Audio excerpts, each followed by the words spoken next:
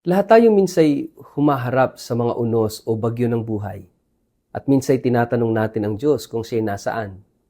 Sapagkat hindi natin naalala na kasama natin siya at siyang may kontrol ng lahat.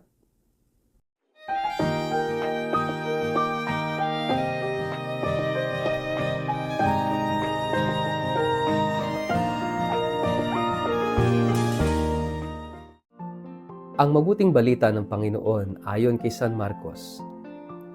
Kinagabihay sinabi ni Jesus sa mga alagad, "Tumawid tayo sa ibayo."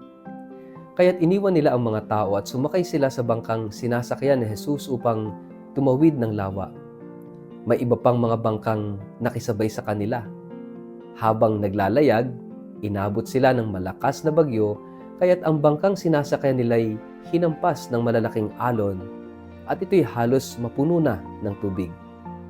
Si Jesus ay natutulog noon sa may hulihan ng bangka, nakahilig sa isang unan. Ginising siya ng mga alagad at sinabi, "Guro, baliwala ba sa inyo kung mapahamak kami?" Bumangon si Jesus at sinaway ang hangin, "Tigil," at sinabi sa lawa, "Tumahimik ka."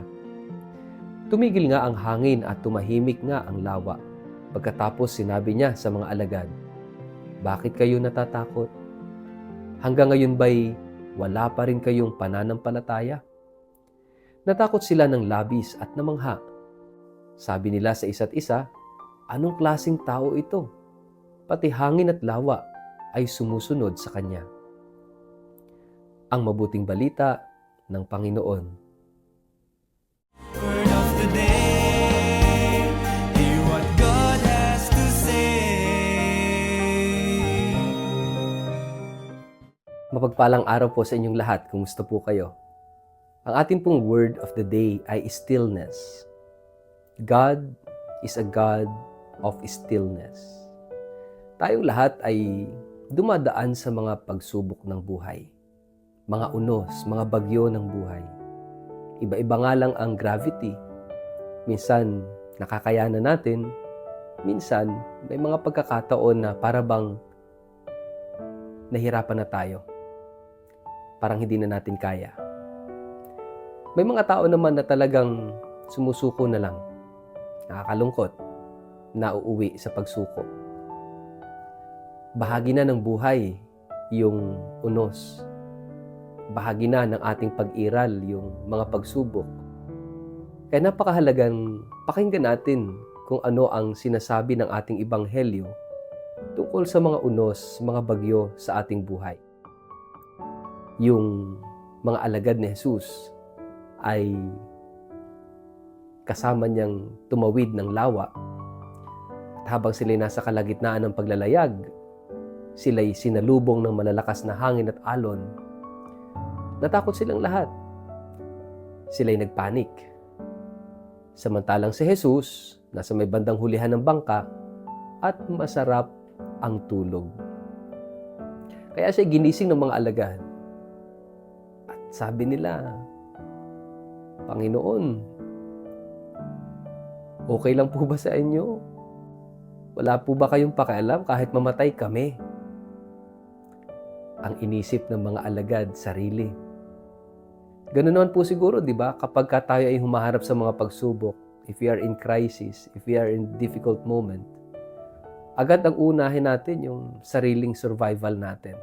Marami at madalas na nangyayari yan sa mga oras ng kalamidad na siyempre, ang tendency natin, unahin muna yung sarili, unahin muna ang sariling pamilya bago ang iba. Kaya pinapakita rito sa ating gospel na sa oras ng mga unos ng buhay, self-survival muna ang inuuna.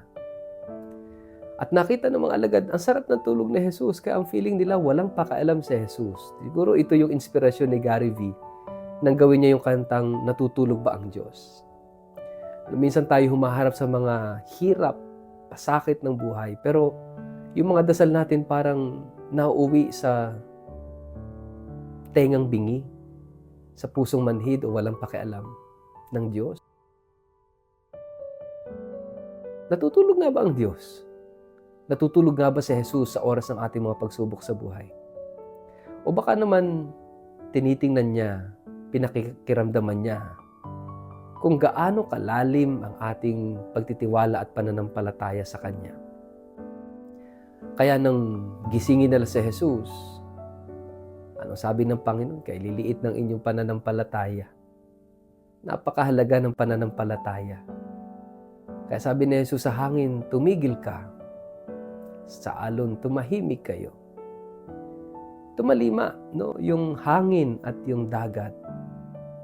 Nakinig kay Jesus. He is the Lord of all creation. He has the power over creation.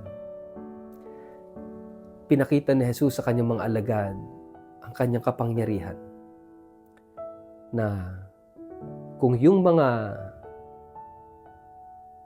alon at yung hangin ay nakikinig kay Jesus, they also have to listen to Jesus.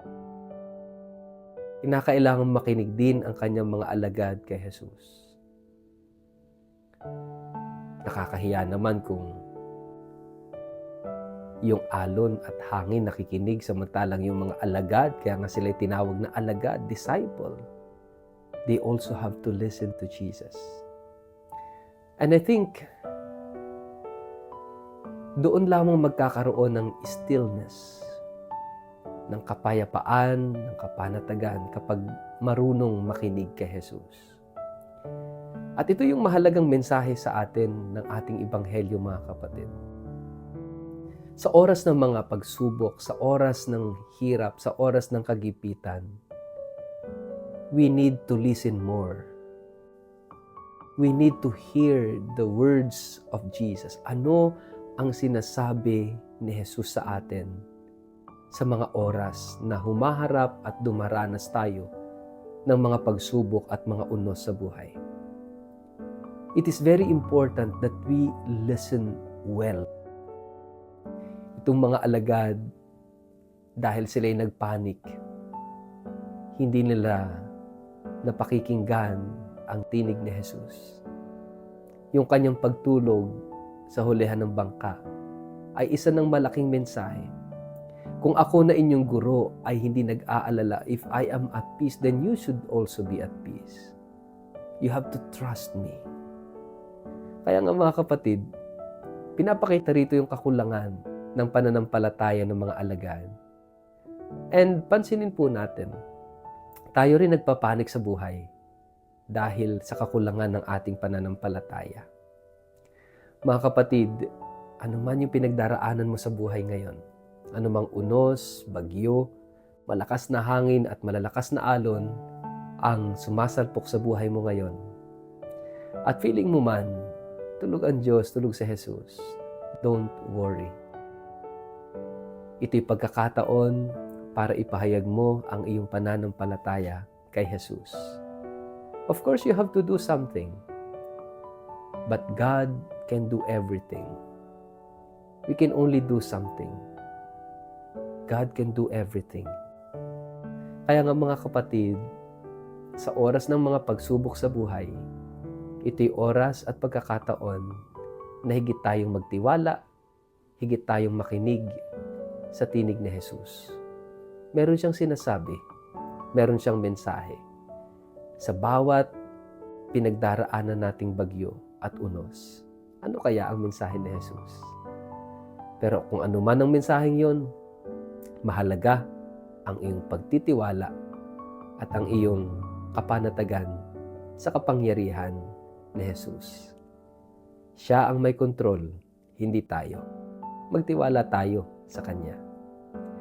Sa ngalan ng Ama at ng Anak at ng Espiritu Santo, Amen. Ama naming Diyos, salamat po sa lakas ng loob na harapin ang mga bagyo at unos ng aming buhay. Hindi namin ito magagawa kung wala ka. Salamat sa pagsusugo mo na iyong anak na si Jesus, na siya nagbibigay lakas at gabay sa aming buhay. Amen.